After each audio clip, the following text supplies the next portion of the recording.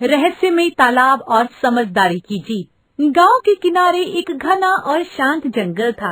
उस जंगल के बीचों बीच एक पुराना तालाब था, जिसके बारे में कई अजीब कहानियां सुनने को मिलती थी।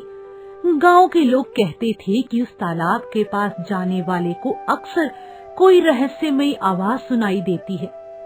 उसी गांव में दो भाई बहन मोहन और सीमा रहते थे। दोनों को जंगल की सैर करना बहुत पसंद था और वे अक्सर जानवरों की मदद भी करते थे।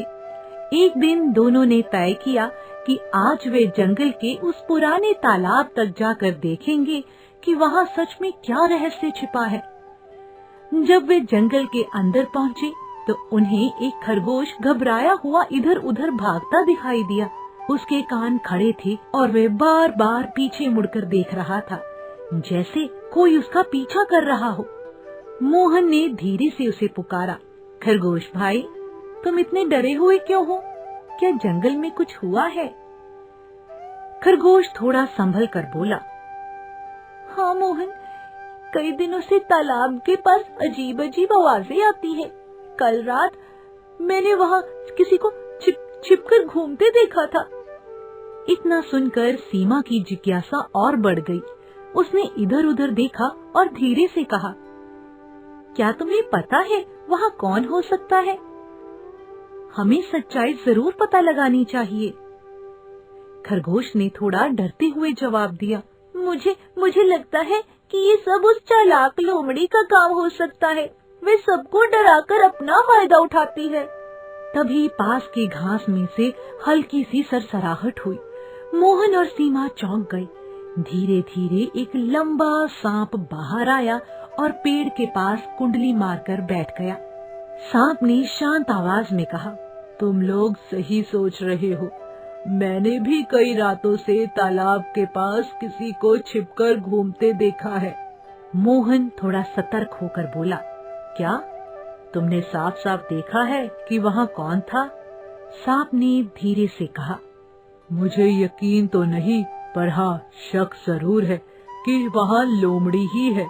वह तालाब के पास खजाने की झूठी कहानी फैलाकर सबको डराना चाहती है।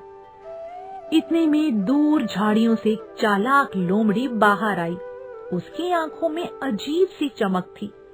वे मुस्कुराते हुए बोली, अरे तुम सब यहाँ क्या कर रहे हो? क्या तुम भी उस तालाब का रहस्य जानने आए हो? सीमा को उसकी मुस्कान थोड़ी अजीब लगी। उसने सावधानी से कहा, अगर तुम्हें पता है तो हमें बताओ, आखिर तालाब के पास क्या छिपा है? लोमड़ी ने चालाकी से कहा, कहा जाता है कि तालाब के नीचे खजाना छिपा है, लेकिन वहाँ जाना बहुत खतरनाक है। जो भी वहाँ जाता है वे डरकर भाग जाता है। मोहन को उसकी बात पर भरोसा नहीं हुआ। उसने धीरे से कहा, अगर सच में कोई रहस्य है तो हम मिलकर उसका पता लगाएंगे। डरने से कुछ नहीं होगा। सांप ने भी गंभीर आवाज में कहा, हाँ, लेकिन हमें सावधान रहना होगा। मुझे लगता है कि कोई हमें धोखा देने की कोशिश कर रहा है। अब सब मिलकर तालाब की ओर चल पड़े। रास्ते में चारों ओर अजीब सी खामोशी थी। हवा भी धीरे धीरे चल रही थी और पत्तों की सरसराहट किसी रहस्य का संकेत दे रही थी। जैसे जैसे वे तालाब के पास पहुँचे, अचानक झाड़ियों में से जोर की हलचल हुई। खरगोश डर कर उछल पड़ा। खरगोश घबरा कर बोला, देखा, मैंने कहा था ना, यहाँ कुछ रहस्यमय है। सीमा ने ध्यान से चारों ओर देखा और बोली, मुझे लगता है कि कोई हमें डराने की कोशिश कर रहा है। हमें सच पता लगाना ही होगा। तभी अचानक लोमड़ी का पैर कीचड़ में फिसल गया और वह तालाब के किनारे गिर पड़ी। मोहन को तुरंत समझ आ गया कि ये सब उसी की चाल थी। दरअसल लोमड़ी चाहती थी कि सब जानवर तालाब से दूर रहें, ताकि वह अकेले वहाँ पेड़ पर लगे हुए फलों का आनंद ले सके और उसका वहाँ पर कब्जा रहे। मोहन ने सख्त आवाज में कहा, लोमड़ी, अब सच बताओ, क्या ये सब तुम्हारी चाल थी?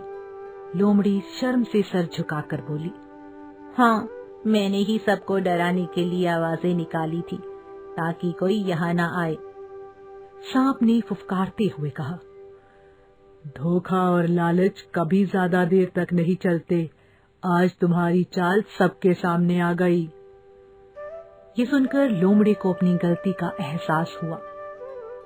उसने सबसे माफी मांगी और वादा किया कि अब वह किसी को भी धोखा नहीं देगी। धीरे धीरे जंगल में फिर से शांति लौट आई और सब जानवर खुशी खुशी साथ रहने लगे। मोहन और सीमा मुस्कुराते हुए गांव वापस आए। रास्ते में सीमा ने कहा, आज हमने एक बात सीख ली कि डर और अफवाहें अक्सर किसी की चाल होती है। मोहन ने सहमति में सिर हिलाया और बोला, सही कहा। अगर समझदारी और हिम्मत से हम काम लें तो हर समस्या और हर मुश्किल से हम पार पा सकते हैं। इस कहानी से हमें नैतिक शिक्षा मिलती है कि किसी भी स्थिति में घबराना नहीं चाहिए, बल्कि बुद्धि से सोचकर हर उस परिस्थिति से जीवन में आगे निकला जा सकता है जहां पर कभी संकट या फिर डर लगे। कैसी लगी आपको कहानी? कमेंट करिएगा। अगर पसंद आए तो लाइक करना, शेयर करना और सब्सक्राइब करना।